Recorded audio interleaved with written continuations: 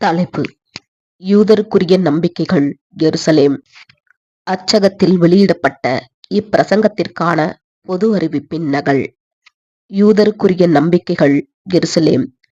ஞாயிற்றுக்கிழமை ஜூன் 5, 1910 அன்று Brooklyn academy of music எனும் அரங்கில் பாஸ்டர் ரசல் அவர்களால் பிரசங்கிக்கப்பட்ட பிரசங்கத்தின் சுருக்கம். முன்னுரை. பாஸ்டர் ரசல் அவர்கள் எல்லா கிறிஸ்தவ மதப்பிரிவினரிடையேயும் ஒரு கிறிஸ்தவ ஊழியராக பரவலாக அறியப்பட்டவர். அனைத்து மத கட்டுப்பாடுகளிலிருந்தும் தம்மை விடுவித்துக் கொண்டு கிறிஸ்து தம் ஜனங்கள் அனைவருக்கும் உண்டாக்கின சுயாதீன நிலைமையில் நின்றவராய், பிதாவாகிய தேவன் மாத்திரமே தன்மேல் அதிகாரம் உடையவர், பிதாவாகிய தேவனுக்கு மாத்திரமே தான் பொறுப்பாளியாக இருக்கிறோம் என்பதை உணர்ந்து கொண்டார்.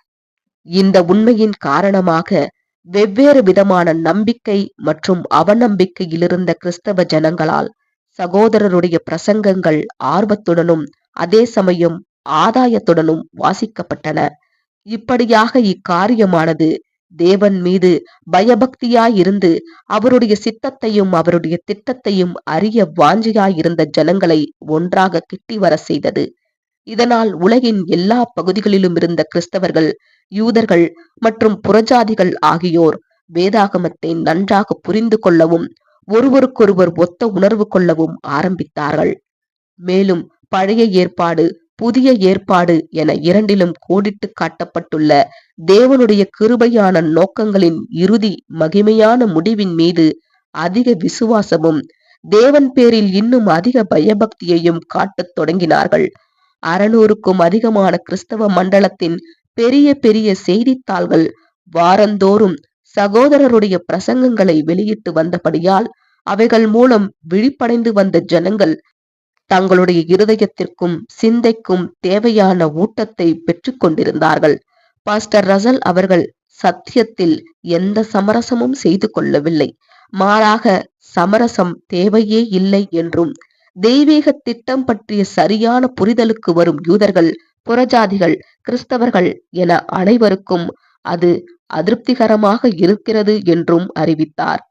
பாஸ்டர் ரசல் அவர்கள் எருசலேம் எனும் இந்த பிரசங்கத்தின் மீதும், விசேஷமாக இதில் இஸ்ரவேலிடத்தில் ஆசீர்வாதமாக விரைவில் நிறைவேறவிருக்கும் தீர்க்க தரிசனங்களை பற்றி அவர் கூறினதின் மீதும் ஆர்வம் கொண்ட எபிரேயர்கள் எங்களிடம் கேட்டுக்கொண்டதற்கிணங்க இந்த கையேடு வெளியிடப்பட்டது.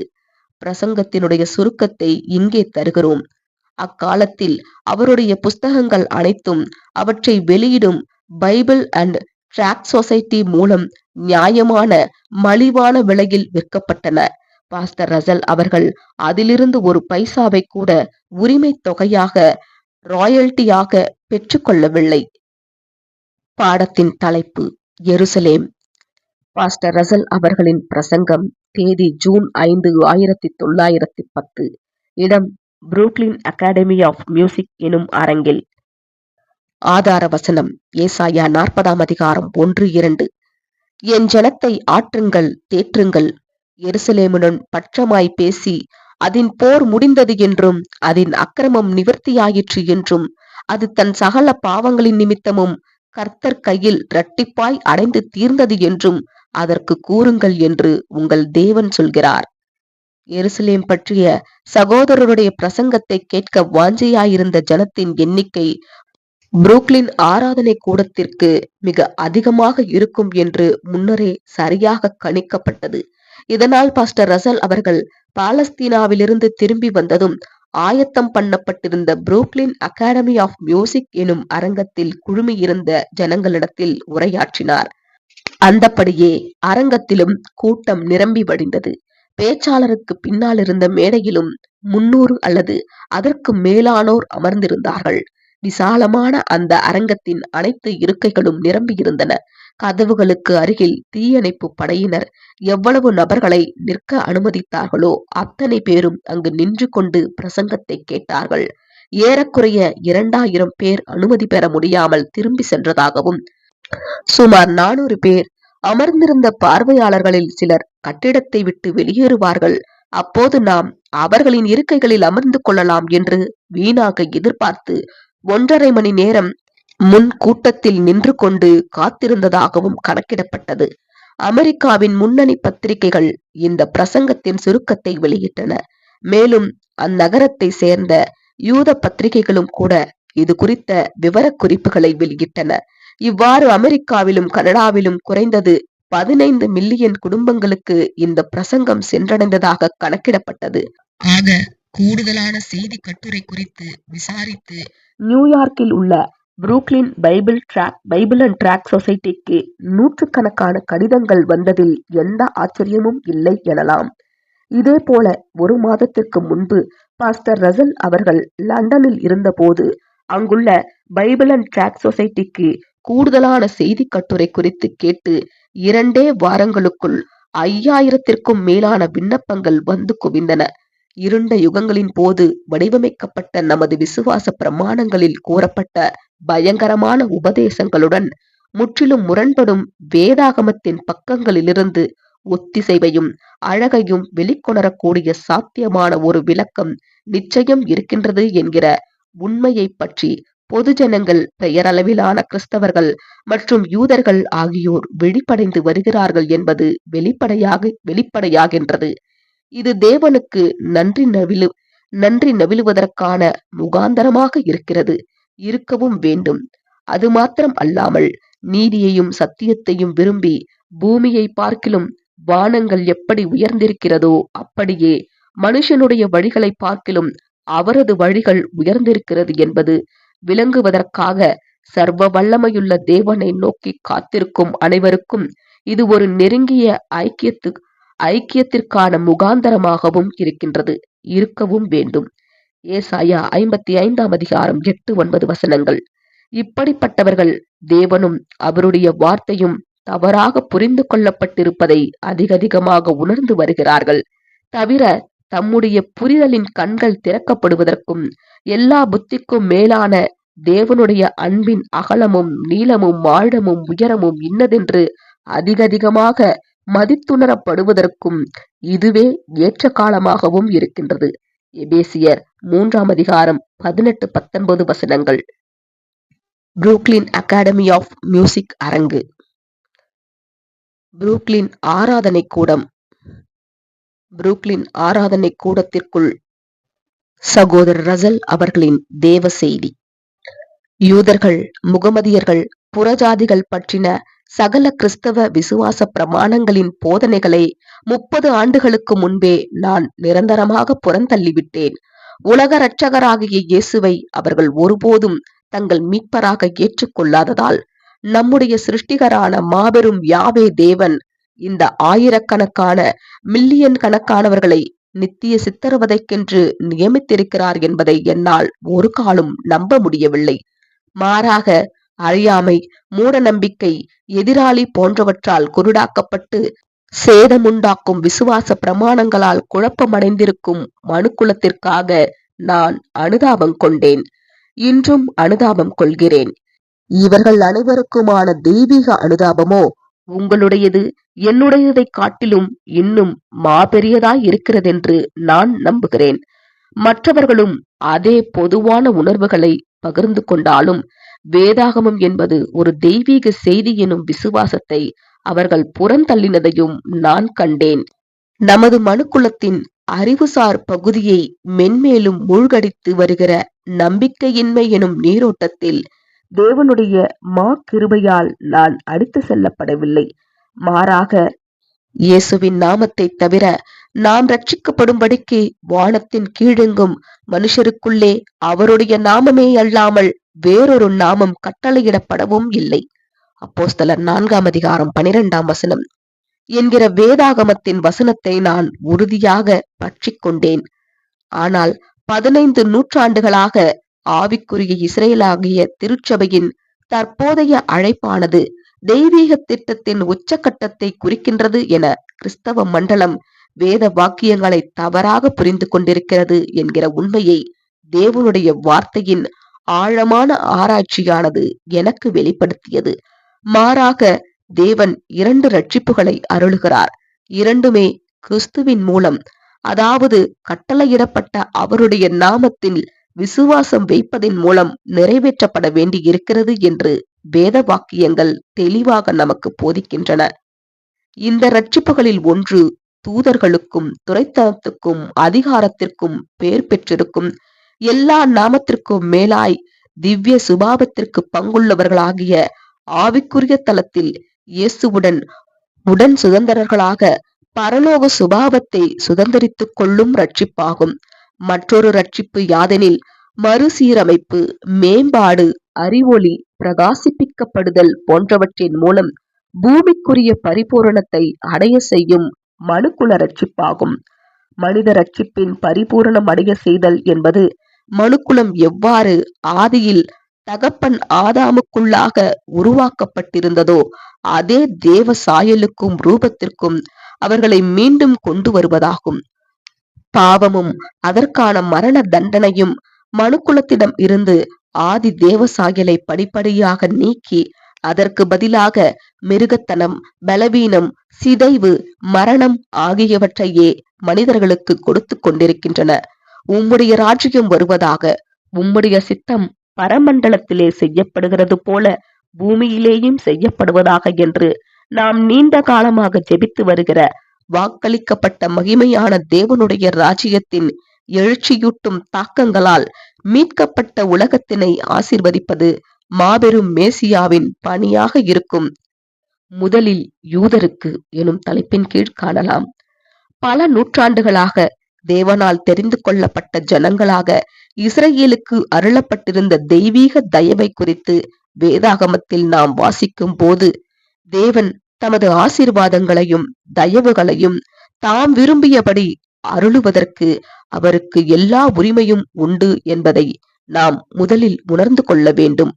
ஆகவே தேவன் நம்முடைய மனுக்குலத்தினுடனான தமது சகல கையாளுதல்களிலும் ஆசீர்வாதங்கள் முதலில் யூதருக்கு செல்ல வேண்டும் என்பதே தம்முடைய திட்டமாக இருக்கிறதென்று அறிவிக்கும் போது அவை எவ்வழிகளில் வந்தாலும் சரி, அதற்கு எதிராக முரட்டாட்டம் செய்வதோ அவர்களுக்கான தெய்வீக தயவை மறுப்பதோ நமக்கு உகந்ததல்ல பிரியமானவர்களே. ஆனால் தெய்வீக திட்டத்தில் இஸ்ரேலுக்கு கிடைக்கும் இந்த முதன்மையான அங்கீகாரமானது ஏதோ மனுக்குலத்தில் அவர்களே மேன்மையானவர்கள் என்பதை குறிக்க வேண்டிய அவசியம் இல்லை. எப்படியெனில் பிதாவாகிய தேவனே அவர்களை வணங்கா கழுத்துள்ள கீழ்ப்படியாத ஜனங்கள் என்று வெளிப்படையாக குறிப்பிட்டிருக்கிறாரே. தம்முடைய சொந்த மகிமையை வெளிப்படுத்தும் வண்ணமாகவும் உலகத்தின் அற்பமானவற்றை எடுத்து தம்முடைய சத்தியத்தின் மறுரூபமாக்கும் வல்லமையால் அவர்களையே தங்களுடைய சொந்த ஆசீர்வாதத்திலும் மற்றவர்களின் ஆசீர்வாதம் மற்றும் மேம்பாட்டிலும் பயன்படுத்துகிற தம்முடைய கிருபையின் வல்லமையை வெளிப்படுத்தும் வண்ணமாகவும் இஸ்ரேலை தேவன் பயன்படுத்தினார், படிப்படியாக இனிமேலும் பயன்படுத்துவார் என்று பல வேத வாக்கியங்களின் மூலம் அவர் அறிவித்திருக்கிறாரே. அப்படிப்பட்டதுதான் ஆபிரகாம், ஈசாக்கு, யாக்கோபு மற்றும் இஸ்ரேல் தேசத்திற்கு தேவன் கொடுத்த வாக்குத்தத்தமும். பிற்பாடு சர்வ வல்லமையுள்ள தேவனால் அந்த வாக்குத்தத்தங்கள் ரத்து செய்யப்பட்டது, திரும்ப பெறப்பட்டது என்று கருதுவது கிறிஸ்தவ ஜனங்களிடையே உள்ள ஒரு பொதுவான தவறாகும். அது மாத்திரமல்லாமல் பின்னாட்களில் கிறிஸ்தவர்கள் அந்த வாக்குத்தத்தங்களை சுதந்திரித்துக் கொண்டார்கள் என்று அவர்கள் கருதுவது மற்றொரு தவறாகும். மாறாக ஆபிரகாமுக்கும் அவருடைய மாம்சீக சந்ததிக்கும் வழங்கப்பட்ட வாக்குத்தத்தங்களானது பூமிக்குரிய வாக்குத்தத்தங்களாக இருந்தன. ஆபிரகாம் முதல் மல்கியா வரையிலான நியாய பிரமாணத்திலும் தீர்க்க தரிசனங்களிலும் பரலோகத்திற்குரிய ஒரு வாக்குத்தத்தமோ அல்லது ஒரு பரிந்துரையோ கொடுக்கப்படவில்லை. உதாரணமாக ஆபிரகாமுக்கு அருளப்பட்ட வாக்குத்தத்தத்தை எடுத்துக் கொள்ளுங்களேன்.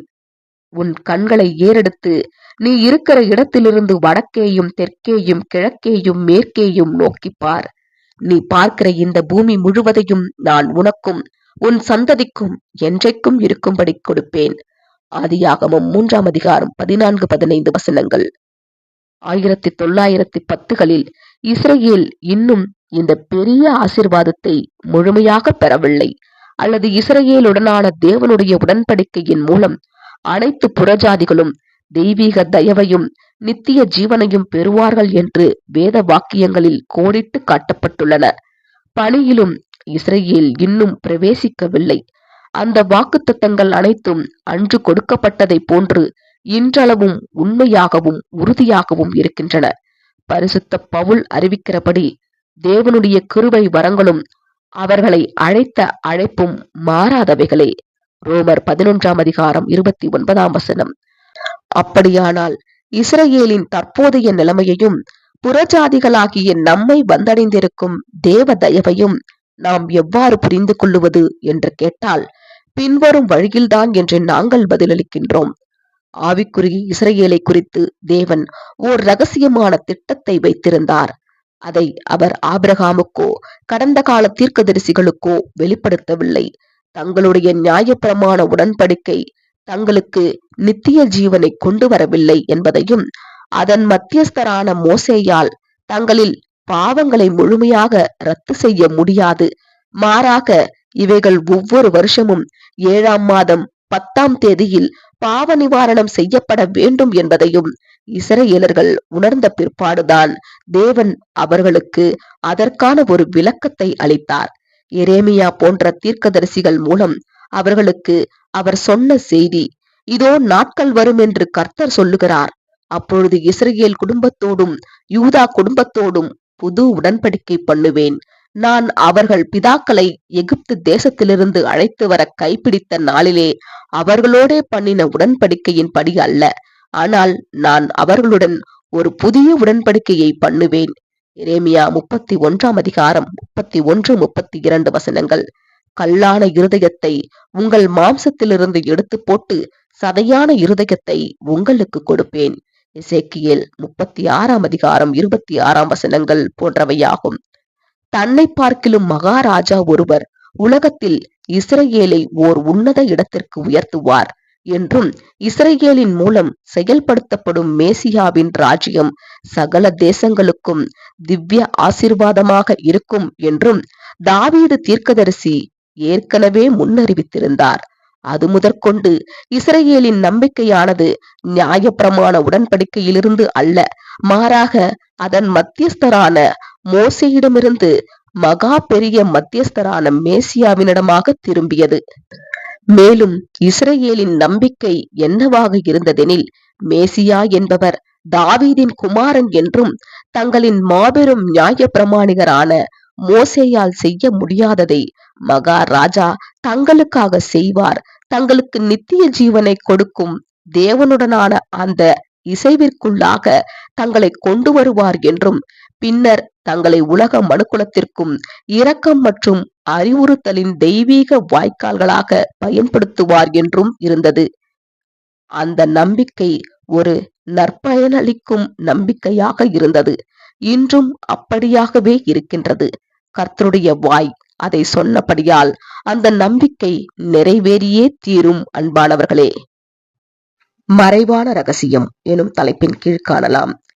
மெய்யாகவே மோசேயின் நிஜமாகிய இஸ்ரவேலின் மாபெரும் மேசியா எனும் மகிமையான மகாராஜா உலகத்தின் மீதான தம்முடைய ஆளுகையை கையில் எடுத்துக்கொண்டு இஸ்ரவேலை மீண்டும் தெய்வீக தயவிற்குள்ளாக கொண்டு வரப்போகிறார் மற்றும் 1000 வருஷம் அளவும் உயிரோடு இருப்பார். மரித்தோர் என பூமியிலுள்ள சகல குடும்பங்களையும் இஸ்ரவேலின் மூலம் வெற்றிகரமாக ஆசிர்வதிக்கப் போகிற ஒரு ராஜ்யத்தை நிறுவ உள்ளார் என்கிற உண்மையை நாங்கள் இப்போது தங்களுக்கு சுட்டிக்காட்டுகிறோம் என்றால், அது நாங்கள் இஸ்ரவேலின் மாபெரும் நம்பிக்கையை தெரிவிக்கிறோமே ஒழிய வேறல்ல. பிரியமானவர்களே, ஆனால் தேவனுடைய மற்றெல்லா கிரியையையும் போலவே இந்த நம்பிக்கையும் யூதராவது புறஜாதியாராவது கிறிஸ்தவர்களாவது கற்பனை பண்ணினதை பார்க்கிலும் மகா பெரியதும் பிரம்மாண்டமானதுமாக இருக்கின்றது. நாம் இப்போது இந்த விஷயத்தை அதன் உண்மையான அழகில் பார்க்கவிருக்கின்றோம். ஏனெனில் அனைவருக்கும் மறைவானது வெளியரங்கமாகும் ஏற்ற காலம் சமீபித்திருக்கிறது. கிறிஸ்தவர்களும் யூதர்களும் தவறாக புரிந்து கொள்ளப்பட்டனர் எனும் தலைப்பின் கீழ் காணலாம். சங்கீதத்தில் கர்த்தர் என் ஆண்டவரை நோக்கி, நான் உம்முடைய சத்துருக்களை உமக்கு பாதபடியாக்கி போடும் வரைக்கும் நீர் என்னுடைய வலது பாரசத்தில் உட்காரும் என்றார். 110ஆம் சங்கீதம் 1ஆம் வசனம் என்று எழுதப்பட்டுள்ளதால், இஸ்ரவேலரால் எதிர்பார்க்கப்படும் மாபெரும் மேசியாவானவர் தாவீது சாலமோன் ராஜாக்களை பார்க்கிலும் மகாராஜாவாக இருப்பார் என்பதை நினைவில் வையுங்கள். இது யாவே தேவனுடைய வலது பாரசத்தில் இருக்கும் மேசியாவானவர் இஸ்ரவேலின் மகாராஜாவாகிய தாவீதை பார்க்கிலும் பெரியவராக இருப்பார் என்பதை அர்த்தப்படுத்துகிறதல்லவா? நிச்சயமாக அவர் ஓர் ஆசாரியராக ஆரோனை பார்க்கிலும் உயரிய பதவியை வகிப்பார்.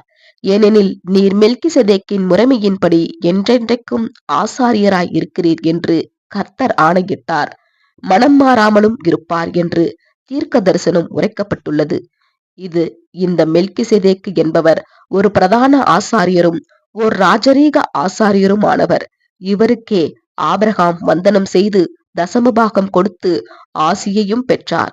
இருப்பினும் இந்த மெல்கிசேதேக்கு என்பவர் இஸ்ரேலின் வருங்கால ராஜாவாகவும் ஆசாரியராகவும் இருக்க போகிற இந்த மாபெரும் மேசியாவை முன்னறிவிக்கும் ஒரு நிழல் மாத்திரமே ஆவார். ஒரு தேவ மனுஷனாக மேசியாவானவர் எவ்வளவு பெரியவராக இருந்தாலும் அவர் வெறுமனே ஒரு மனிதனே ஒழிய ஒரு மேசியா அல்ல என்பதையும் நாம் நினைவில் வைப்போமாக. எப்படி அவர் நிறுவிய நியாயப்பிரமாண உடன்படிக்கையானது அந்நாட்களுக்கு பிற்பாடு மாபெரும் மத்தியஸ்தரால் அறிமுகப்படுத்தப்படவிருக்கிற புதிய நியாயப்பிரமாண உடன்படிக்கையை முன்னறிவித்ததோ, அது போலவே மோசேயும் மேசியாவின் ஒரு நிழல் அல்லது விளக்க மாதிரி மாத்திரமே ஆவார். மோசே இஸ்ரவேலர்களிடம், உங்கள் தேவனாகிய கர்த்தர் சிறிய அளவில் ஒரு நிழல் அல்லது சாயலில் இருக்கும் என்னை போல ஒரு தீர்க்கதரிசியை உங்களுக்காக உங்கள் சகோதரரிலிருந்து எழும்ப பண்ணுவார். அவர் உங்களுக்கு சொல்லும் எல்லாவற்றிலும் அவருக்கு செவி கொடுப்பீர்களாக. அந்த தீர்க்கதரிசியின் போதகரின் சொற்கொயலாதவன் எவனோ அவன் ஜனத்தில் இராதபடிக்கு நிர்மூலமாக்கப்படுவான் என்று கூறி தான் நிஜமான மோசேயின் ஒரு நிழல் அல்லது முன்னிழல் மாத்திரமே என்று முன்னறிவித்திருந்தார். ஆவிக்குரிய தலத்தில் மகிமையின் ராஜாவாகவும் யாவே தேவனுடைய தத்ரூபமாகவும் இருக்கும் இஸ்ரேலின் மகா மேசியா பூமியின் சிங்காசனத்தின் மீதாகவும் இஸ்ரேலின் ராஜ்யத்தை நிறுவவும் இருக்கிறார். அவரே நிஜமான மோசேயும் தாவீதின் குமாரனும் கர்த்தரும் நிஜமான மெல்கிசேதேக்கும் மற்றும் தம்முடைய சிங்காசனத்தின் மேல் ஆசாரியருமாய் இருப்பவர். அந்த மறைவான ரகசியம் யாதெனில், இந்த பெரிய தீர்க்கதரிசியும் ஆசாரியரும் மற்றும் ராஜாவுமானவர் ஒரு மனிதர் அல்ல, மாறாக ஆவிக்குரிய தலத்தில் தேவனுடைய குமாரனாக இருப்பவராவார். அது மாத்திரமல்லாது இந்த மகா மேசியாவானவர் பல அங்கத்தினர்களை உடையவராகவும் அவர்களுக்கு அவர் தலையாகவும் இருக்கிறவராவார். இந்த அங்கத்தினர்கள் முதலில் யூதர்களிடமிருந்தும் பின்னர் ஏனைய தேசங்களிலிருந்தும் சேகரிக்கப்பட்டனர். வேதாகமத்தின் அடையாள பாஷையில் மேசியா என்பவர் யாவே தேவனுடைய குமாரனும் பூமியில் தேவ ராஜ்யத்தை நிறுவவும் பாவம், சாத்தான் மற்றும் மரணம் ஆகியவற்றை அகற்றுவதற்காகவும் நியமிக்கப்பட்டவருமாக இருக்கிறார். மேலும் அவரது தெரிந்து கொள்ளப்பட்ட அங்கத்தினர்கள் அடையாளமாக அவருடைய மணவாட்டி என்று குறிப்பிடப்பட்டுள்ளனர்.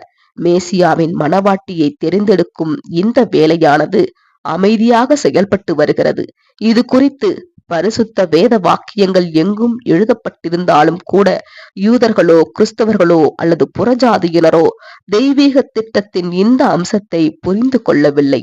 நம்முடைய புரிதலின் கண்கள் திறக்கப்படுவதற்கான தேவனுடைய ஏற்ற காலம் வரும் வரையில் நம் அனைவருக்கும் கூட இது ஒரு மறைவான ரகசியமாகத்தான் இருந்தது. இப்போது நாம் எவ்வளவு விரைவாக தேவனுடைய இருதயத்துடன் இசைவிற்குள்ளாக வருகிறோமோ, எவ்வளவு விரைவாக அவரிடத்தில் முழுமையாக சரணடைகிறோமோ, அவ்வளவு விரைவாக இந்த ரகசியத்தை பற்றிய அறிவு நமக்கு கொடுக்கப்படுகின்றது. அவ்வளவு விரைவாக நம்முடைய புரிதலின் கண்களும் திறக்கப்படுகின்றன. ஆனால் கிறிஸ்துவின் மணவாட்டியை தெரிந்து கொள்ளும் அல்லது தேர்ந்தெடுக்கும் இந்த வேலை கிட்டத்தட்ட முடிவுக்கு வந்து கொண்டிருக்கிறது எனலாம். இவர்கள் ஆபிரகாமின் ஆவிக்குரிய சந்ததியாவார்கள். இவர்களை பற்றி பின்வருமாறு எழுதப்பட்டுள்ளது: உன் சந்ததிக்குள் பூமியில் உள்ள சகல ஜாதிகளும் ஆசீர்வதிக்கப்படும்.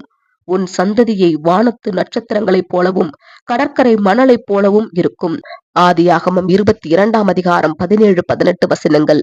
ஆவிக்குரிய சந்ததி வானத்து நட்சத்திரங்களில் குறிப்பிடப்பட்டிருக்கின்றது. பூமிக்குரிய சந்ததி கடற்கரை மணலில் குறிப்பிடப்பட்டிருக்கின்றது. இரண்டு சந்ததிகளுக்கும் தேவனுடைய வாக்குத்தத்தங்கள் உறுதியானவையாக இருக்கின்றன. எபிரேயர் 11:12. இஸ்ரவேலின் புதிய உடன்படிக்கை சமீபித்திருக்கிறது எனும் தலைப்பின் கீழ் காணலாம். ஆபிரகாமின் ஆவிக்குரிய சந்ததி நிறைவடைந்தவுடன் தேவனுடைய புதிய உடன்படிக்கையானது உடனடியாக ஆபிரகாமின் மாம்சீக சந்ததியான இஸ்ரவேலுக்கு செல்லும். பல நூற்றாண்டுகளாக இஸ்ரவேல் தேசம் மாத்திரம் தேவனுடைய ஜனங்களாக அங்கீகரிக்கப்பட்டு வந்த பூர்வ காலங்களில் தேவனுடைய தயவானது முதலில் யூதருக்கே சென்றது. ஆவிக்குரிய சந்ததியிலும் தேவனுடைய தயவு முதலில் யூதருக்கே சென்றது. ஆவிக்குரிய சந்ததியின் முதல் அங்கத்தினர்கள் மாம்சீக இஸ்ரவேலில் இருந்தே தேர்ந்தெடுக்கப்பட்டார்கள். இப்படியாக மேசியாவானவர் வல்லமையிலும் மகிமையிலும் வெளிப்படும் போது உடனே ஆரம்பமாகும். சகலத்தையும் திரும்ப கொடுக்கும் காலங்களிலும் கூட தேவனுடைய தயவு முதலில் யூதருக்கே செல்லும். தேவனுக்கு ஸ்தோத்திரம். இயேசுவின் மீதான யூதர்களின் நம்பிக்கையின்மையை பார்க்கையில் அவர்களுக்காய் நான் மிகுந்த அனுதாபம் கொள்கிறேன். இஸ்ரவேலை தமது முகமையாகவோ அல்லது வாய்க்காலாகவோ பயன்படுத்தி உலகத்தை வென்று பூமியெங்கும் தெய்வீக தரநிலையை நிலைநாட்டி எல்லா ஜனங்களை உயர்த்தும் மாபெரும் மேசியாவின் சர்வ மகிமையை பற்றிய மாபெரும் எண்ணங்களினால் நிறைந்திருந்த அவர்களுடைய மனங்களுக்கு மீனவர்களாயிருந்த அப்போஸ்தலர்களால் சூழப்பட்ட கலிலேயாவின் இயேசுவானவரே அந்த மேசியா என்பது எவ்வளவு நியாயமற்றதாய் தோன்றியிருக்கும். தீர்க்க தரிசனங்களானது மேசியா அடைய வேண்டிய பாடுகள் மற்றும் மகிமை ஆகிய இரண்டை பற்றியுமே கூறியிருந்ததை அவர்கள் கவனிக்கவில்லை. அவர் தமது ஜனங்களை பாவம் மற்றும் மரணத்தின் வல்லமையிலிருந்து விடுவிக்கும் முன் முதலில் அவர்களை மீட்க வேண்டியிருந்ததை அவர்கள் கவனிக்கவில்லை. இந்த நோக்கத்திற்காக அவர்களின் விடுதலைக்காக அவர் அடிக்கப்பட்ட பஸ்கா ஆட்டுக்குட்டியாக இருக்க வேண்டியிருந்ததை அவர்கள் கவனிக்கவில்லை. அவர் பாவ நிவாரண பலியாக தங்கள் பாவ நிவாரண காளையின் நிஜமாக இருக்க வேண்டியிருந்ததை அவர்கள் கவனிக்கவில்லை.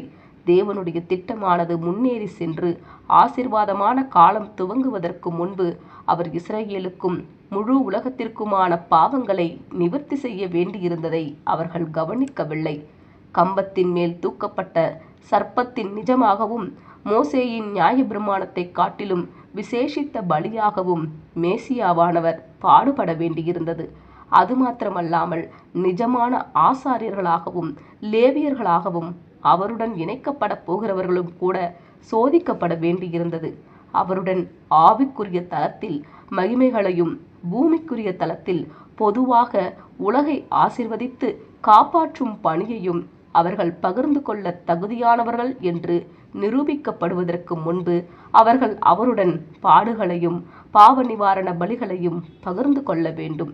இவை அனைத்தும் தீர்க்கதரிசிகள் மூலம் தெளிவாக முன்னறிவிக்கப்பட்டிருந்தாலும் நம்முடைய கண்கள் காணாதபடிக்கு அவைகள் மறைக்கப்பட்டும் இருந்தன. உதாரணமாக மல்கியா தீர்க்கதரிசியின் மூலம் மல்கியா 3:1-2 கர்த்தர் மேசியாவை அனுப்புவதாக அறிவிக்கிறார். அவர் நீங்கள் விரும்புகிற உடன்படிக்கையின் தூதனுமானவர்.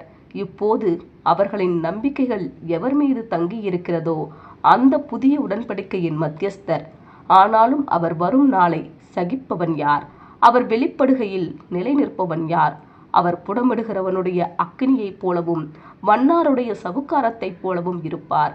அவர் உட்கார்ந்து வெள்ளியை புடமிட்டு சுத்திகரித்து கொண்டிருப்பார். அவர் லேவியின் புத்திரரை சுத்திகரித்து அவர்கள் கர்த்தருடையவர்களாய் இருக்கும்படிக்கும் நீதியாய் காணிக்கையை செலுத்தும்படிக்கும் அவர்களை பொன்னைப் போலவும் வெள்ளியைப் போலவும் புடமிடுவார்.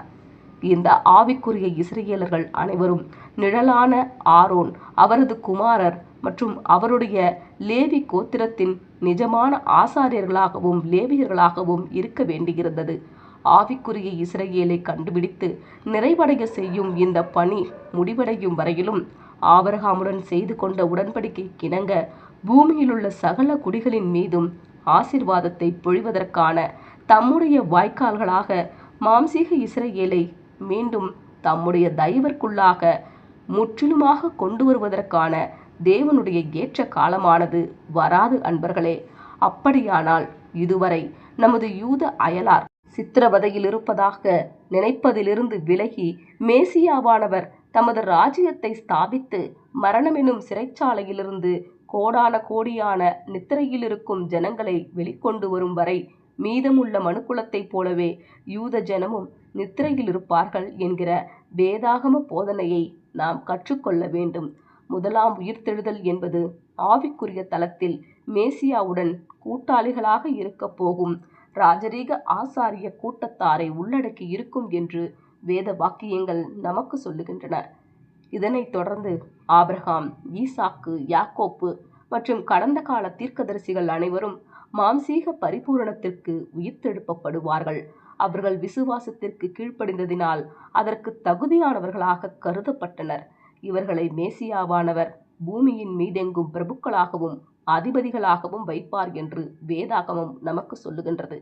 இஸ்ரவேலின் புதிய உடன்படிக்கையின் கீழ் தெய்வீகமாக நியமிக்கப்பட்ட இந்த பிரபுக்களுடன் தொடர்புடையவர்களாய் சகல உண்மையான இஸ்ரவேலர்களும் வருவார்கள்.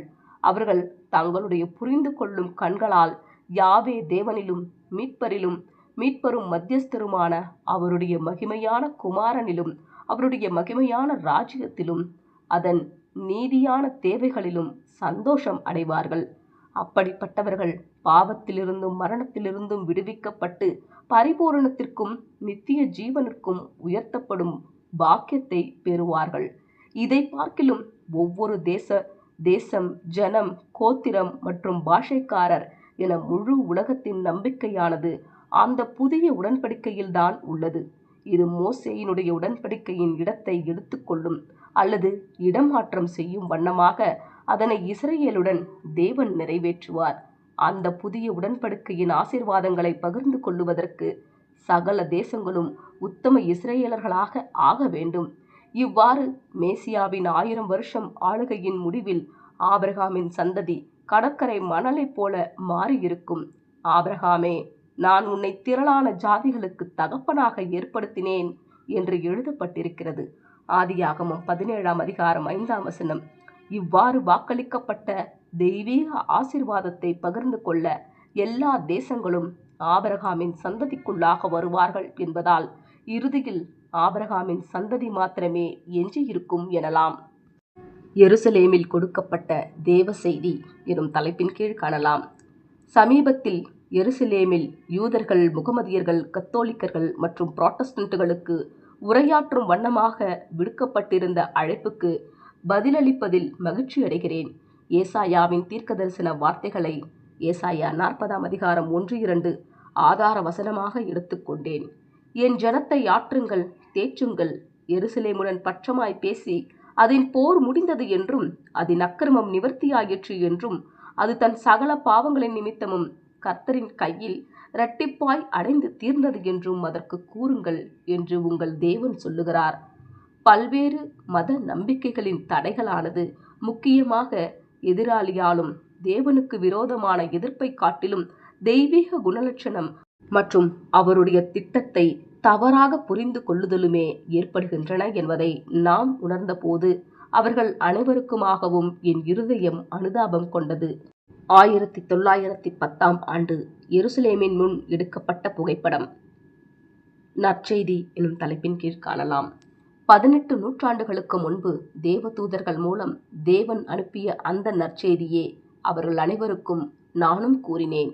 இதோ எல்லா ஜனத்துக்கும் மிகுந்த சந்தோஷத்தை உண்டாக்கும் நற்செய்தியை உங்களுக்கு அறிவிக்கிறேன். இன்று கர்த்தராகிய கிறிஸ்து எனும் இரட்சகர், ஜீவன் கொடுப்பவர் உங்களுக்கு தாவீதின் ஊரிலே பிறந்திருக்கிறார். லூக்கா 2ஆம் அதிகாரம் 10-11 வசனங்கள். அவர்கள் அனைவரும் ஒரு நன்னாளை எதிர்பார்த்து காத்திருந்தனர் என்பதை நான் அவர்களுக்கு சுட்டிக்காட்டினேன். தேவன் தீர்க்கதரிசிகள் மூலம் முன்னறிவித்தபடி அந்த நாள் வரும்போது எல்லா தேசங்களும், ஜனங்களும், கோத்திரத்தாரும், பாஷைக்காரரும் விரும்பியும் எதிர்பார்த்தும் ஜெபித்தும் கொண்டிருக்கிற அந்த சிறந்த நாளாகிய பொற்காலம் வரும்போது அது சகல ஜாதிகளாலும் விரும்பப்பட்டதாக இருக்கும். இவ்வாறு நாங்கள் அனைவரும் ஒப்புக்கொள்ளுகிற ஒரு பொதுவான கருத்தொற்றுமையை கண்டோம். முக்கியமாக தேவனால் தெரிந்து கொள்ளப்பட்ட யூதர்களை மனதில் வைத்துக்கொண்டு அவர்கள் நீண்ட காலமாக காத்திருந்து ஜெபித்த மேசியாவின் மகிமையான ராஜ்யம் நிச்சயமாக சமீபமாய் வாசல் அருகே வந்திருக்கிறதை சுட்டிக்காட்டினேன். இஸ்ரவேலின் நம்பிக்கைகளானது தெய்வீக வாக்குத்தத்தங்களின் மீது கட்டப்பட்டவை. அவை நிச்சயமாக நிறைவேறும் என்பதையும் சுட்டிக்காட்டினேன். மேலும் தேவனுடைய ஆசீர்வாதம் நிச்சயமாக ஆபிரகாமின் சந்ததியின் மூலம் அனைத்து தேசங்களுக்கும் வரும் என்றும், மகிமையில் இருக்கும் மேசியா மாபெரிய மத்தியஸ்தராக, தீர்க்கதரிசியராக, ஆசாரியராக மற்றும் ராஜாவாக இருக்க போகிற இஸ்ரேலின் புதிய உடன்படிக்கைக்குள்ளாக வரும் அனைத்து தேசங்களுக்கும் அச்லாக்கியம் வழங்கப்படும் என்றும் சுட்டிக்காட்டினேன். அவர்கள் கட்டுக்கதைகளை பின்பற்றவில்லை, மாறாக வேதாகமத்தின் உறுதியான வாக்குத்தத்தங்களை பின்பற்றினார்கள் என்பதையும், அதன் நல் வாக்குத்தத்தங்கள் அனைத்தும் நிறைவேறும் என்பதையும் சுட்டிக்காட்டினேன். அவர்களின் நம்பிக்கைகள் ஏன் தாமதமாகின என்பதற்கான காரணத்தை அவ்வேலைக்காக நான் எடுத்துக்கொண்ட ஆதார வசனத்திலிருந்து, தீர்க்கதரிசிகளிடமிருந்து எடுத்து காண்பித்தேன். என் ஜனத்தை ஆற்றுங்கள், தேற்றுங்கள், எருசலேமுடன் பட்சமாய் பேசி அதன் போர் முடிந்தது என்றும், அதன் அக்கிரமம் நிவர்த்தியாயிற்று என்றும், அது தன் சகல பாவங்களின் நிமித்தமும் கர்த்தரின் கையில் இரட்டிப்பாய் அடைந்து தீர்ந்தது என்றும் அதற்கு கூறுங்கள் என்று உங்கள் தேவன் சொல்லுகிறார். ஏசாயா 40:1-2 இஸ்ரவேலின் இரட்டிப்பு, இஸ்ரேல்ஸ் டபுள் எனும் தலைப்பின் கீழ் காணலாம். நான் மீண்டும் பின்வருமாறு தொடர்ந்தேன். இஸ்ரவேல் ஜனம் தேவனுடைய விசேஷித்த சுதந்திர வீதம் என்பதை வேதாகமம் தெளிவாக நமக்கு தெரிவிக்கின்றதை இப்போது நான் உங்களுக்கு சொல்லுகிறேன். தாம் முன்னறிந்த தம்முடைய ஜனங்களை அவர் நிரந்தரமாக தள்ளிவிடவில்லை. அவர் ஒரு காலத்திற்கு, ஒரு நோக்கத்திற்காக அவர்களிடமிருந்து தமது தயவை மறைத்து வைத்திருந்தார். தீர்க்கதரிசிகளால் அந்த தயவற்ற காலம் பற்றி தெளிவாக முன்னறிவிக்கப்பட்டிருந்தது. இது குறித்து நாம் பார்க்கவிருக்கிறோம். ஒரு தேசமாக இஸ்ரவேலின் சரித்திரமானது யாக்கோப்பின் மரணத்திலிருந்து தொடங்கியது. அது முதற்கொண்டு வல்லமையிலும் மாபெரும் மகிமையிலும் தேவனுடைய பூமிக்குரிய பிரதிநிதியாக தேசம் ஸ்தாபிக்கப்படுதல் வரைக்கும் உள்ள முழு காலப்பகுதியும் 2 சம பாகங்களாக பிரிக்கப்பட்டுள்ளது. இந்த காலப்பிரிவின் முதல் பாகத்தில் தேவன் அந்த தேசத்திற்கு விசேஷித்த தேசிய ஸ்லாக்கியங்களையும் தயவுகளையும் அருளினார். 2ஆம் பாகத்தின் போது அவர் அவர்களுக்கு எந்த தேசிய தயவையும் காட்டவில்லை. இந்த விஷயங்களை நமது எபிரேய நண்பர்கள் வெளிப்படையாக ஒப்புக்கொள்ளுகிறார்கள். மிக முக்கியமாக 3 தீர்க்கதரிசிகளினால் முன்னறிவிக்கப்பட்ட இஸ்ரவேலின் இந்த அனுபவங்களின் இரட்டிப்பை பற்றி நாம் இப்போது கவனிக்கலாம். 1. இஸ்ரவேலின் உண்மையற்ற தன்மையால் இறுதியில் அவர்களை அவர்களின் தேசத்திலிருந்து துரத்திவிட்டு சகல தேசங்களுக்குள்ளும் சிதறடிப்பேன் என்றும், அவர்கள் முன் அனுபவித்த தயவுக்கு நிகரான சமமான தயவற்ற காலத்தை அனுபவித்த பிறகு அவர்களை மீண்டும் தங்களுடைய சொந்த தேசத்திற்கே திரும்பி வரப்பண்ணி பிதாக்களுக்கு கொடுத்த அனைத்து கிருபையான வாக்குத்தத்தங்களையும் அவர்களிடத்தில் நிறைவேற்றுவேன் என்றும் எரேமியா மூலம் கர்த்தர் அறிவித்தார். எரேமியா 16:13-18 2. எந்த நாள் அவர்களுடைய இரட்டிப்பின் திருப்பு முனையாயிருக்குமோ அந்த நாளையே சகரியா தீர்க்கதரிசி மூலம் சகரியா 9:9-12 கர்த்தர் முன்னறிவித்திருந்தார். இயேசு கழுதையின் மீதேறி அந்த தீர்க்க தரிசனத்தை நிறைவேற்றின கிபி 33ஆம் வருஷத்தின் ஏப்ரலே அந்த நாளாகும். 3. நமது ஆதார வசன பகுதியில் ஏசாயா 40:3-2 கர்த்தர் இஸ்ரவேலின் இரட்டிப்பு அல்லது 2ஆம் நிலை தயவற்ற அனுபவங்களின் முடிவினை பற்றி குறிப்பிடுகின்றார். இந்த இரட்டிப்புகள் என்பது இரட்டிப்பு தீவிரம் அல்லது நியாயமாக கிடைக்க வேண்டிய இரட்டிப்பு என்பதை குறிக்கவில்லை, மாறாக இரட்டிப்பான காலத்தை குறிக்கிறது. இந்த வார்த்தையை பற்றிய நமது புரிதலுக்காக இஸ்ரவேலின் இரட்டிப்பான 1845 வருஷ காலம் என்பது கிபி 1878 எட்டப்பட்டது. எருசலேமின் பிரசங்கம் எனும் தலைப்பின் கீழ் காணலாம். 18 ஆண்டுகளுக்கு முன்பு எங்களுடைய முந்தைய வருகையின் போது இந்த சமாதான செய்தியை அறிவிப்பதற்கான வாய்ப்பை தேடினோம். ஆனால் கேட்கக்கூடிய காதுகளை காண முடியாது போனது. மாறாக கடுமையான சீற்றத்தையே எதிர்கொண்டோம். பாருங்கள், இம்முறையோ ஒரு பொதுஜன பிரசங்கத்தை வழங்கும்படிக்கு கேட்டுக்கொள்ளப்பட்டோம். அது மாத்திரம் அல்லாது ஓர் எபிரேயர் எருசலேமில் உள்ள ஒரு சிறந்த பொது அரங்கத்தை பிரசங்கத்திற்காக பயன்படுத்தி கொள்ளுமாறு எங்களுக்கு இலவசமாக வழங்கியிருந்தார். எபிரேயர்கள், அரபியர்கள், கத்தோலிக்கர்கள் மற்றும் புராட்டஸ்டன்ட்கள் ஆகியோரிடமிருந்து நாங்கள் மிகவும் சீரிய கவனத்தை பெற்றோம். எங்கள் கணக்கு தணிக்கையாளர்களில், ஆடிட்டர்ஸ்களில் சீயோனிய ஆதரவாளர்களின் பொருளாளரும் பொது வணிக மேலாளருமான டாக்டர் லேவியும் ஒருவராக இருந்தார். The treasurer and general business manager of the Zionist. அவர் எங்களுடைய செய்தியை ஆழமாக பாராட்டுவதாக தன்னை தாராளமாக வெளிப்படுத்தினார். மேலும் ஏன் மற்ற கிறிஸ்தவர்களும் எங்களுக்கு ஊக்கமளிக்கும் வார்த்தைகளை கூறி எங்களை தேவஜனமாக அங்கீகரிப்பதில்லை என்றும் விவரித்தார். தங்களின் விசுவாசத்திற்கு ஓர் ஊக்கமான ஓர் தூண்டுதலாக எங்கள் செய்திகளை அவர்களின் சக மதத்தை சேர்ந்தவர்கள் அனைவரும் கேட்கவில்லையே என்று அவரும் மற்ற எபிரேயர்களும் வருந்தினார்கள். எங்களுடைய இந்த தற்போதைய பிரசங்கத்தை நாங்கள் வழங்கவிருக்கிறோம் என்பதை அறிந்த டாக்டர் லேவி அவர்கள் தானாக முன்வந்து இந்த நகரத்தின் முக்கிய எபிரேயர்களை தொடர்பு கொண்டு கட்டாயம் கலந்து கொள்ளுமாறு அவர்களிடம் வலியுறுத்தினார். எங்கள் முந்தைய விஜயத்தின் போது சீயோனிய இயக்கம் தொடங்கப்பட்டிருக்கவில்லை. இப்போதோ உலகெங்கிலும் உள்ள எபிரேயர்கள் கேட்பதற்கு மிகுந்த பேரார்வத்துடன், பரபரப்புடன், எதிர்பார்ப்புடன் உள்ளார்கள். தேசபக்தியின் கனல் எரிய துவங்கி இருக்கிறது. சியோனியவாதிகளின் கடைசி கூட்டத்தில் சங்கத்தின் அனைத்து வணிகங்களையும் தலைமையாக பாலஸ்தீனத்திற்கு மாற்றவும், எதிர்கால மாநாடுகளில் சுத்த எபிரேய பாஷை மாத்திரமே பிரதிநிதிகளால் பேசப்பட வேண்டும் எனவும் முடிவு செய்யப்பட்டது. ஏனெனில் இத்திய பாஷை, இத்திஷ் பாஷையானது தேசப்பற்றல்லாத பிற்போக்கான பாஷை என தடை விதிக்கப்பட்டிருக்கிறது. பாலஸ்தீனம், குறிப்பாக எருசலேம், மரித்துப்போன கடந்த காலத்தின் சாம்பலிலிருந்து எழுந்து வருகின்றது. இஸ்ரேலின் ஆறுதலுக்கான எதிர்பார்ப்பு கிட்டத்தட்ட அஸ்தமித்தே போயிருந்த பலருடைய இருதயங்களில் புதிய நம்பிக்கையானது உதித்து கொண்டிருக்கிறது.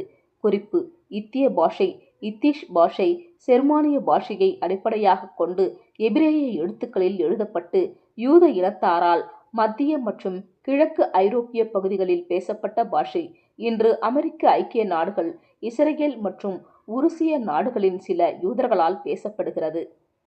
வளைந்த தடி போன்ற கலப்பையிலிருந்து பல வரிப்பள்ளம் உழும் ஏர்வரை எனும் தலைப்பின் கீழ் காணலாம். ஒரே சீராக விவசாயமானது எருது அல்லது ஒட்டகம், சில சமயங்களில் கழுதைகள் கொண்டு இழுக்கப்பட்ட வளைதடி போன்ற கலப்பையிலிருந்து விவசாயத்தின் சமீபத்திய முன்னேற்றமான இழுவை இயந்திரத்தால் இழுக்கப்படுகிற 12 ஏர்முனை கொண்ட கலப்பைக்கு முன்னேறி சென்று கொண்டிருக்கின்றது. ஜோஃபாவில் உள்ள ஓரியண்டல் ட்ரேடிங் நிறுவனமானது ஒரு நாளைக்கு 40 ஏக்கர் பரப்பளவில் உழுது மண் கட்டிகளை உடைத்து சமன் செய்து விதைக்கும் திறன் கொண்ட இந்த இயந்திரத்தை இறக்குமதி செய்து நிறுவியுள்ளது. தொடர்ந்து அதே இயந்திரத்தால் இயக்கப்படும் அறுவடை மற்றும் கதிரடிக்கும் கருவியும் வருகிறது. அரபியர்கள் தங்கள் சொத்துக்களை விற்கிறார்கள், யூதர்கள் அவர்களிடமிருந்து வாங்குகிறார்கள். சமீபத்தில் நிறைவேற்றப்பட்ட சட்டத்தின்படி இனிமேல் வரிகள் பயிரின் ஒரு பங்காக செலுத்தப்படாமல் பணமாக செலுத்தப்பட வேண்டும். இதன் பொருள் என்னவெனில், யார் நிலத்தின் சட்ட ரீதியான உரிமையை பெற்றாலும் அவர்கள் நிலத்தில் விவசாயம் செய்ய வேண்டும் என்பதை குறிக்கின்றது. மேலும் இது பாழான இடங்களை விளைச்சல் உண்டு பண்ணுகிற இடங்களாக மாற்ற வேண்டும் என்பதையும், முன்னேற்றம் காண்பிக்காத அரபியர்கள் நிலங்களை வாங்கி அவைகளை மேம்படுத்தும் யூதர்களுக்கு இடம் கொடுக்க வேண்டும் என்பதையும் குறிக்கிறது. நகர மதிற்சுவர்களுக்குள் உள்ள விஷயங்கள் சிறிது முன்னேற்றமே அடைந்திருந்தாலும் வெளியில் அதிக பணம் செலவழிக்கப்பட்டு பொது மற்றும் தனியாரின் பல சிறந்த கட்டிடங்கள் எழுப்பப்பட்டுள்ளன. வெளியே இருப்பது நவீன எருசலேமாகும். பூர்வ காலத்து சுவர்களின் இடிபாடுகள் ஒரு காலத்தில் மூடப்பட்டிருந்ததை குறிக்கும் திசையில் விரிவாக்கம் நடைபெறுகின்றது. அனைத்து யூதர்களும் பாலஸ்தீனத்திற்கு செல்ல வேண்டும் என்று நாங்கள் பரிந்துரைக்கவோ அல்லது அந்த 8 மில்லியன் ஜனங்களில் பலர் வாக்களிக்கப்பட்ட தேசத்திற்காக தங்கள் வீடுகளை விட்டு வெளியேறுவார்கள் என்று நாங்கள் எதிர்பார்க்கிறதாகவோ எண்ணக்கூடாது.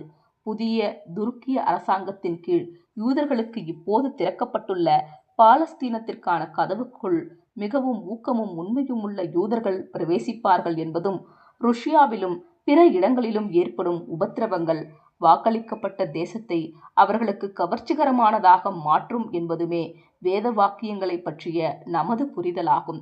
சிறிது காலம் கழித்து மிகவும் ஐஸ்வர்யமான எபிரேயர்களில் சிலர் மற்ற இடங்களிலுள்ள உபத்திரவமான காலங்களை முன்னறிந்து எருசலேமை சமாதானத்தின் நகரமாக கண்டு அதற்குள் பிரவேசிப்பார்கள். இவை அனைத்தும் எங்களது ஊகங்கள் அல்ல. அன்பானவர்களே, மாறாக இவை அனைத்தும் எபிரேய தீர்க்க தரிசனங்களின் விளக்கங்களே ஆகும். எங்கள் சுற்றுப்பயணத்தின் போது ருஷ்ய அரசாங்கம் 20,000 எபிரேயர்களை கிவ்வில் இருந்து வெளியேற உத்தரவிட்டது. சந்தேகத்திற்கிடமின்றி மற்றவர்களும் வெளியேற உத்தரவிடப்படுவார்கள்.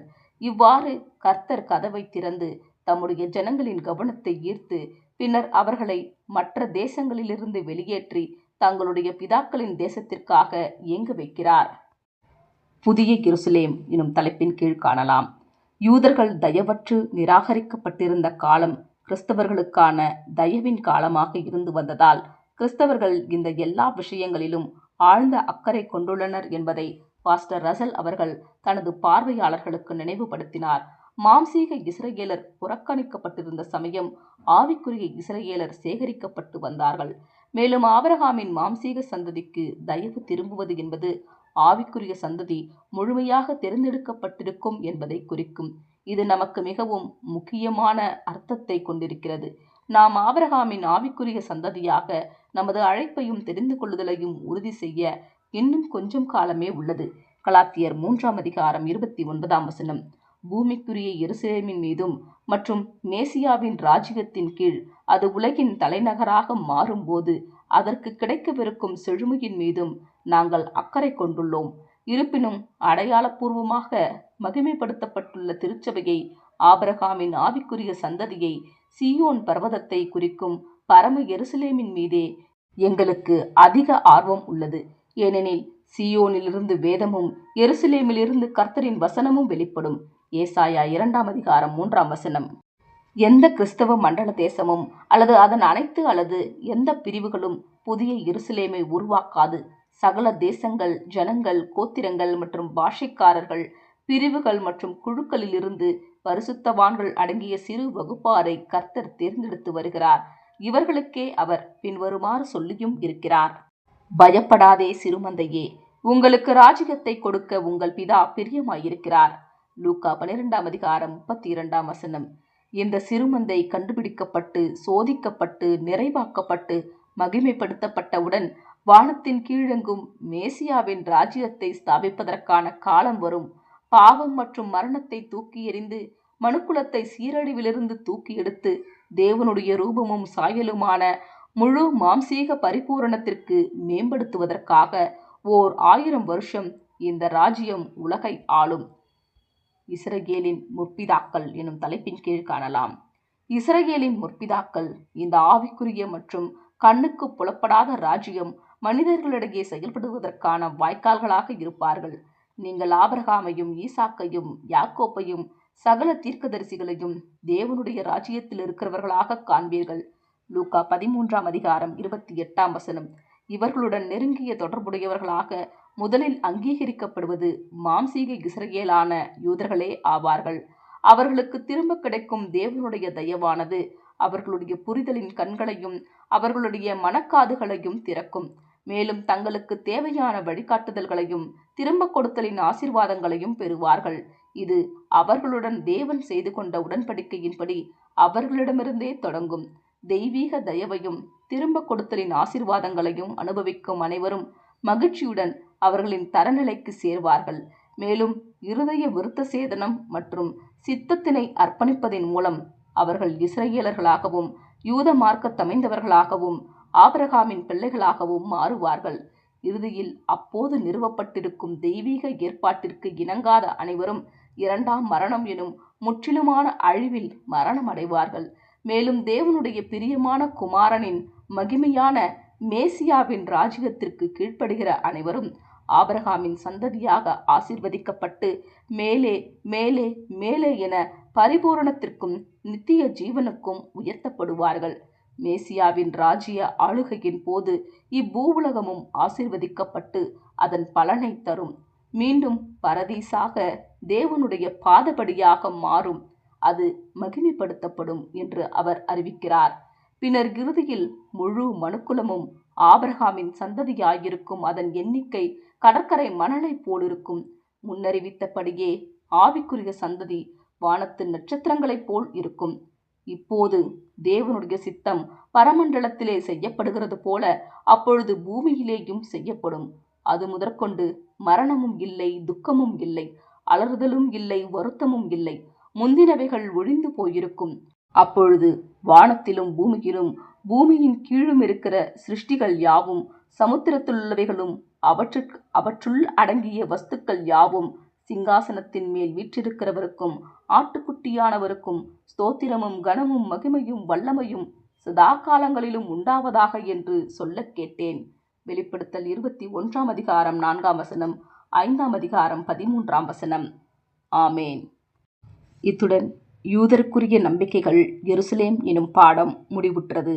ஆமேன்.